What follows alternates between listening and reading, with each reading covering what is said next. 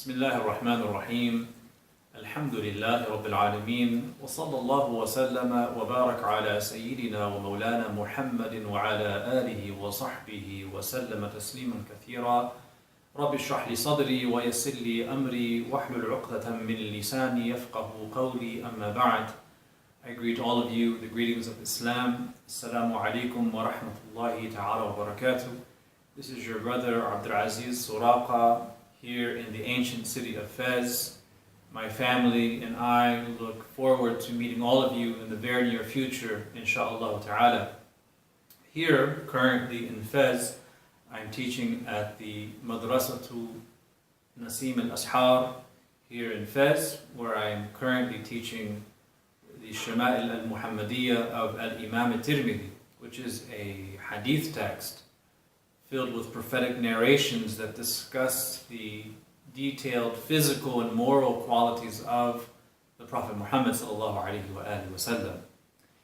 Many of you may know that the city of Fez is a UNESCO World Heritage Site, which means that it is protected and that it is one of the oldest inhabited cities, continuously inhabited cities in the world, if not the oldest. The city of Fez has been around for over 1,200 years. And the centralmost construction, or the centralmost institution and building in the ancient city of Fez is the al-Qarawiyyin, otherwise known as the Qarawiyyin Mosque and or University. And there's a story to this institution that bears many similarities to what we face in North America with building institutions. You see, the Qarawiyyin was built through the financial support of a lady named Fatima Al-Fihri. She came from Tunis, migrated with her family to Fez, and she came from a very poor background. But after some time in Fez, her father became a very successful businessman and became quite wealthy. And she grew up in relative financial comfort while in her father's house. And then she married, and some time later, her father passed away. And in short order, her husband passed away, and then her brother passed away. And that left all of her father's wealth to be inherited by her and by her sister Maryam. Fatima Al-Fihri noticed in the city of Fez in her time that with the increasing number of people moving to Fez, the mosques that were around inside of the city were having difficulty accommodating the people, accommodating the worshippers. It was becoming overcrowded and there wasn't enough space for people. So she made an intention to use the wealth that she inherited after the passing of her father, husband, and brother to construct this institution of prayer and of learning and of community. And so, using that wealth that Allah blessed her with, in the wake of the tragedy of losing 3 of her family members, she dedicated her wealth to constructing the Qarawiyyin. She began to buy one plot of land after another, slowly buying up the property so that it became as large as possible to serve as this masjid, center of learning and community hub. In the year 245 after Hijrah, nearly 1,200 years ago, in the month of Ramadan, she made a vow. She swore an oath to Allah that she would fast every single day from the beginning of the construction of the mosque until its completion. And she kept her vow. And despite being a business lady with zero experience in construction, she would come to the site, the construction site, virtually every day to oversee the construction. And she would suggest improvements and give them directions on how to construct it. And it became the jami', became the congregational masjid for the city of Fez.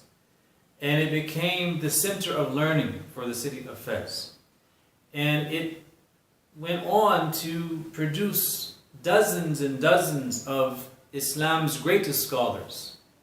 In this university, perhaps the second or the third oldest university, and the oldest continually operating university in the world, here in the Qarawiyyin, the Islamic sciences were taught, fiqh, hadith, and tafsir, and theology, and so on, as well as the sciences of science and math and medicine. Even among the students, you would have non-Muslims. It was not simply a school for Muslims only. You had non-Muslims who would travel to study in the Qarawiyyin. And the greatest of those non-Muslim students to graduate from the Qarawiyyin was Musa ibn Maymun, the great Jewish theologian and doctor, who was the physician, the personal physician of Salahuddin al-Ayyubi, and author of many great theological texts in Judaism that are still studied till today. So this institution, it was a masjid, and it was a university, and at the same time it was a communal hub. It was a center of activity, a center of congregation where people could come in and rest, where people could come in and out of the sun, where they could even take naps, where they could spend time with their friends in a spiritually uplifting and positive environment. And we see in the story of how Fatima Al-Fihri funded the construction of the Qarawiyyin many parallels with the efforts of building institutions in North America. Because we don't have awqaf, we don't have the privilege and the ease of having endowments in North America. So the work at building institutions falls upon us as Muslims, as individual Muslims in North America. Fatima Al-Fihri built this institution in the wake of tragedy, in the wake of tests, in the wake of tribulations and loss. She lost her father, she lost her husband, she lost her brother, and in losing them, Allah blessed her after that period of difficulty with great wealth. And she realized the nature of this world, and that she wanted to contribute to something that would be enduring and lasting. And she built it by buying plots of land slowly, one plot at a time. Because Rome wasn't built in a day, and neither was the Qarawiyyin, and neither are our institutions. Our institutions are not purchased and procured from IKEA, where we simply buy the raw materials and put it all together at once with much confusion.